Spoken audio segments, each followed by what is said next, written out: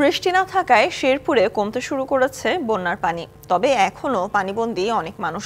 দুর্গত এলাকায় দেখা দিয়েছে খাবার ও সুপেয় পানির সংকট।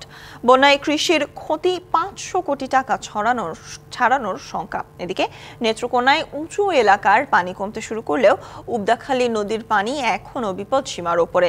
এদিকে ক্ষতিগ্রস্তদের জন্য বীজ, চারা ও নগদ অর্থ পাঠিয়েছে সরকার। স্মরণকালের ভয়াবহ বন্যার কবলে শেরপুরের 5 উপজেলা। শ্রীবর্দী, ঝিনাইগাতি এবং নালিতাবাড়িতে বন্যা পরিস্থিতির উন্নতি হলেও সদর ও নকলার পরিস্থিতি স্থিতিশীল।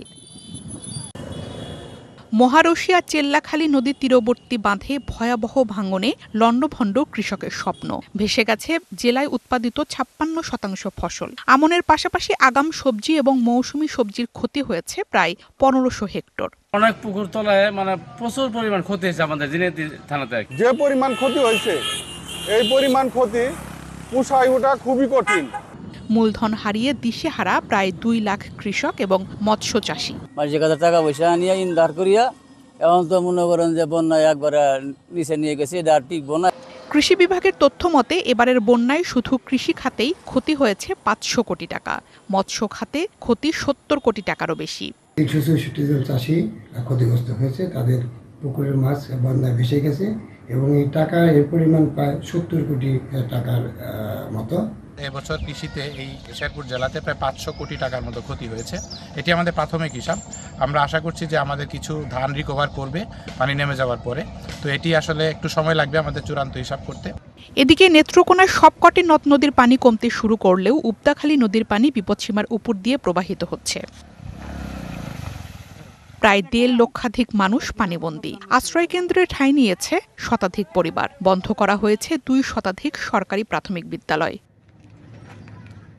বন্যায় 5টি উপজেলায় 18,104 হেক্টর জমির ফসল তলিয়ে গেছে। ভেসে গেছে 2 শতাধিক পুকুরের মাছ।